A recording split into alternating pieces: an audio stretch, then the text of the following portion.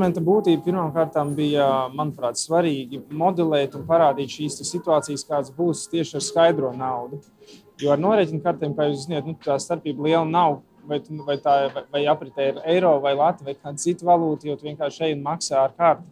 Savukārt tieši ar skaidru naudu šajā pārejas posmā gan varētu būt ļoti daudz un dažādas situācijas, un tās mēs arī šodien mēģinājām modelēt.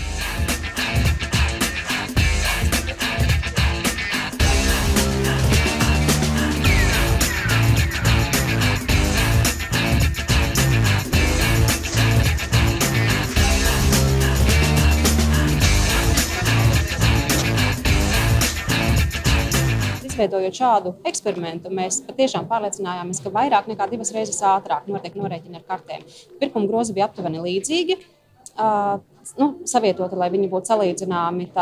12 minūšu laikā ar kartēm varēja norēķināties 23 pircēji, savukārt ar skaidro naudu maksājot latus un eiro tikai 10 pircēji. Tātad, parēķiniet, kā tas ir stundā, kā tas ir pusdienu, kā tas ir uz 14 pirmajām dienām, cik potenciāli daudz mazāk neērtības sev, kasieriem un līdzcilvēkiem mēs radam norēķinoties ar maksājumu kartēm.